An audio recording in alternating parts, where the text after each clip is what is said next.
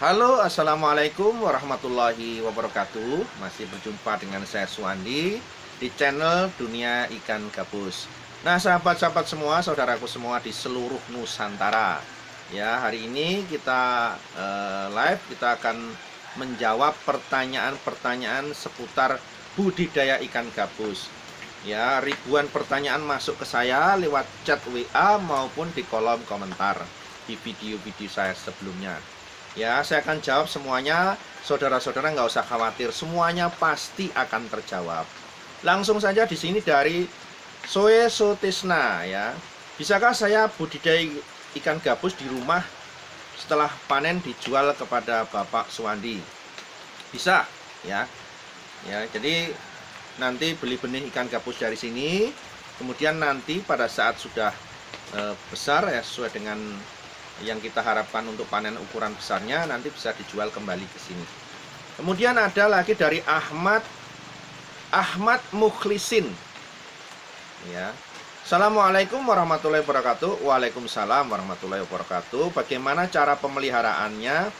Perlu sortir, ganti air atau tidak? Nah, untuk budidaya ikan gabus ini pemeliharaan bisa lihat di video sebelumnya. Kemudian sortir perlu atau tidak? Sortir itu bisa dilakukan setelah usia 3 bulan sejak nebar benih.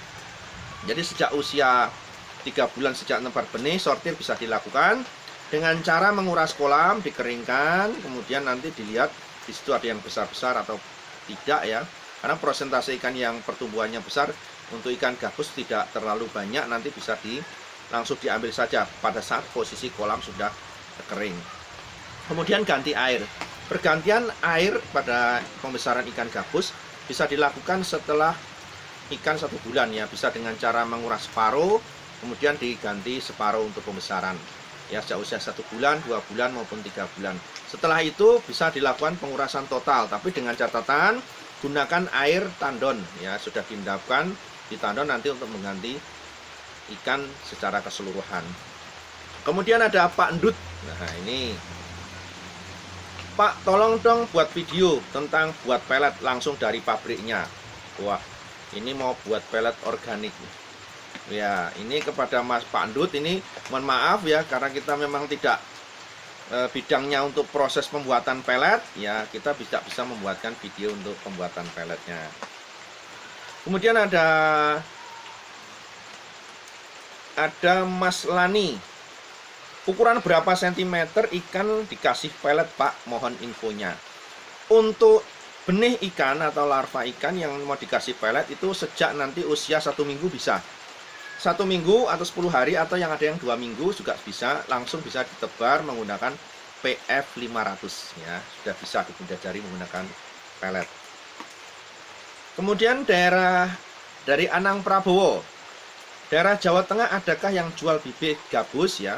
Jawa Tengahnya mana Mas? Jadi nanti kalau memerlukan benih gabus, memerlukan bibit ikan gabus bisa langsung chat saya, nanti bisa kita langsung kirim ke alamat. Kemudian ada Ferry Fadli. Wah, ini seperti bintang film ini. Saya punya kolam panjang 2 meter, lebar 1,5 meter, tinggi 50 cm. Idealnya ditebar berapa benih Pak? Salam dari Magelang ya. Salam juga untuk Mas Ferry Fadli dari Magelang. Untuk tebaran benih itu 1 meter persegi bisa ditebar 200 ekor. Jadi kalau misalkan di sini 2 meter kali 1,5 berarti 3 meter persegi, itu bisa diisi 600 ekor benih ikan gabus. Kemudian ada Rizal Maulana ya.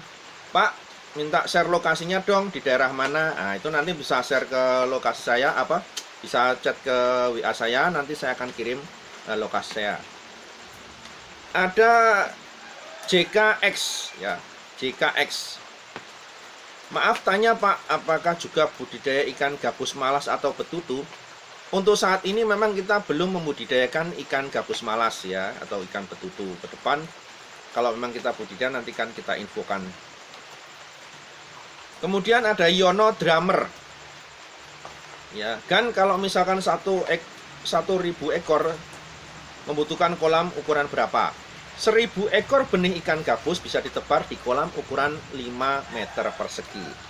Kemudian ada Eko Fitrianto, Kalsel hadir Pak. Ya, terima kasih.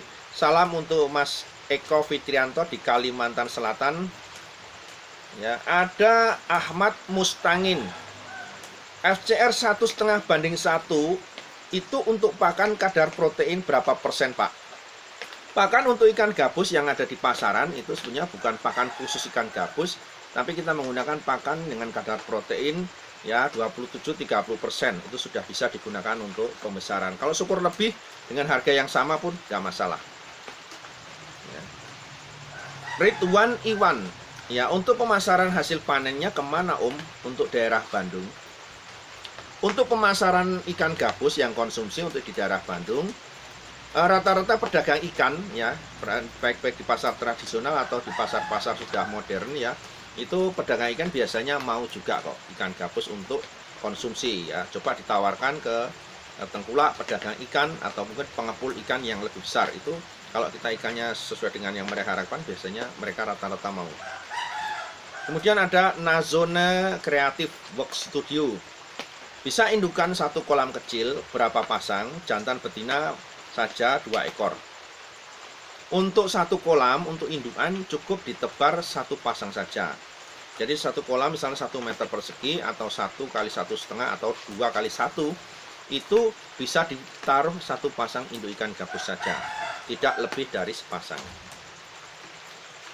Rizky Marito ya 86, ini kalau pesan bibit dikirim ke Lampung bisa nggak Pak? Dan berapa ongkos kirimnya? Nah, jadi untuk pengiriman ke Lampung bisa ya, kita menggunakan jasa pesawat terbang. Ya, kita punya langganan menggunakan jasa pesawat. Tentunya di sini harga bibit itu ditambah ongkos kirim.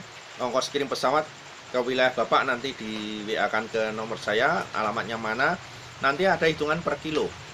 Ya, per kilo 1 box styrofoam standar Garuda itu beratnya ditimbang berapa kilo, disitulah ketemu ongkos kirimnya. Ya, ditambahkan dengan jumlah ikan yang dibutuhkan. MRBDL ya, kalau pembesaran menggunakan ikan bisa dicacah enggak Pak sampai masa panen? Untuk pembesaran ikan gabus dengan pakan merupakan ikan itu bisa dengan cara dicacah. Kalau memungkinkan dicacah bisa dicacah, kalau tidak dicacah dengan cara dihaluskan dengan mesin penggiling daging. Ya, itu bisa. Kemudian gak ada otak cebong. Nah, mantap betul Pak Suwandi, tapi itu 1000 ekor ukuran berapa? Ya, kalau lihat di grup gabus kok bibitnya murah-murah ya. Nah, untuk benih ikan gabus memang di sini harganya per ekornya Rp1.000. Kemudian kalau di luaran sana mungkin harganya lebih murah, saya kurang tahu ya. Yang jelas di sini hasil benihnya kita jamin kualitasnya, induknya bisa dilihat. Kemudian kualitas induk juga bisa dilihat. Kemudian hasil benihnya kalau dalam kondisi di sini itu sudah dalam kondisi keluar, sudah dalam kondisi divaksin, kita jaga untuk kesehatannya, sejak perawatannya juga. Nah, kalau di luaran ada jual benih ikan gabus 500, saya kurang tahu, mungkin bisa ditanyakan dengan yang bersangkutan. Ya, kemudian ada Sulikin ya, Kulon Progo hadir. Wah, satu kabupaten Mas dengan saya. Setelah pulang dari perantauan, minat kemitraan dengan Pak Suwandi. Terima kasih Mas, bisa langsung datang ke kantor kami. Nanti bisa akan komunikasi tentang kemitraan pembesaran ikan gabus. Ada Arinto Kurniawan. Ya, di mana alamatnya saya mau beli benih? Ya, alamatnya nanti bisa lihat di kolom deskripsi. Di situ ada nomor HP saya, chat WA saya. Nanti bisa langsung berhubungan dengan saya. Kemudian ada Hendra Rian Pratama. Assalamualaikum. Waalaikumsalam. Pak, mau tanya, untuk jumlah ikan 2000 ekor dan 4000 ekor, ukuran kolam standar semen berapa panjang lebar tingginya, Pak?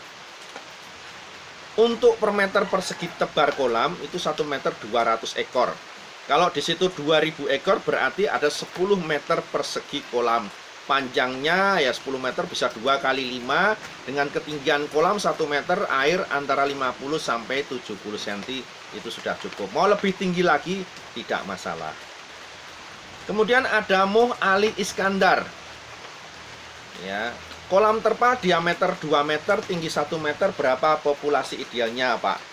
Ya, untuk kolam bulat 2 meter itu populasinya 1000 ekor.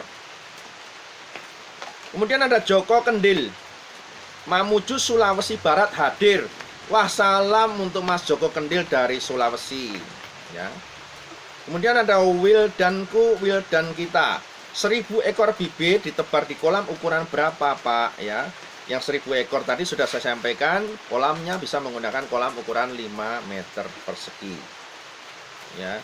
Kemudian ada Ahmad Brian, Pak, ukuran ideal ikan gabus hitungan per kilonya berapa? Hitungan berat persatuan atau keseluruhan? Untuk panen ikan gabus itu dijual dalam bentuk kiloan keseluruhan. Misalkan panen 100 kilo ya. Ya 100 kilo kali harga konsumsi saat itu berapa. Ahmad Fadina, pakai pakan maggot BSF boleh nggak Pak? Ya, maggot boleh digunakan, silahkan ya. Mungkin dengan inovasi terbaru, pakan tidak hanya menggunakan pelet, mau pakai maggot, mungkin nanti bisa dilihat pakannya, kualitasnya, hasil ikannya seperti apa, nanti bisa dicobakan dengan menggunakan maggot. Sangge Pas ya, Assalamualaikum Pak, izin bertanya, apakah pemeliharaan ikan gabus dengan pakan pelet akan menimbulkan bau pada air atau bau yang menyengat terhadap lingkungan? Mohon jawaban Paknya, terima kasih ya. Untuk pelet ya memang tentunya pakan itu jangan sampai berlebihan. Kalau sampai berlebihan itu akan menimbulkan pembusukan ya, sehingga air akan cepat bau, cepat terkontaminasi, sehingga nanti kualitas air akan jelek, akan menurun pada proses budidaya. Jadi usahakan pemberian pakan jangan terlalu banyak ya, berikan sedikit-sedikit, habis tambahin lagi, habis tambahin lagi. Jadi itu akan mengontrol kualitas air agar tetap baik. Oke sahabat dunia ikan gabus, untuk sesi hari ini cukup sampai di sini. Video hari ini tentang tanya jawab budidaya ikan gabus. Ya, saya akan menjawab lagi pertanyaan rekan-rekan sahabat semua nanti di episode berikutnya, di part berikutnya. Tetap panteng terus channel Dunia Ikan Gabus ya, Dunia Ikan Gabus. Ya, kalau dunia yang lain itu channel sebelah, bukan channelnya Pak Suwandi. Ya, ingat ya, channel Dunia Ikan Gabus, channelnya Pak Suwandi pribadi. Tapi kalau channel dunia yang lain, bukan channelnya Pak Suwandi, channel mitra, teman. Ya, oke. Selamat sore, selamat berjumpa kembali di episode berikutnya. Assalamualaikum warahmatullahi wabarakatuh.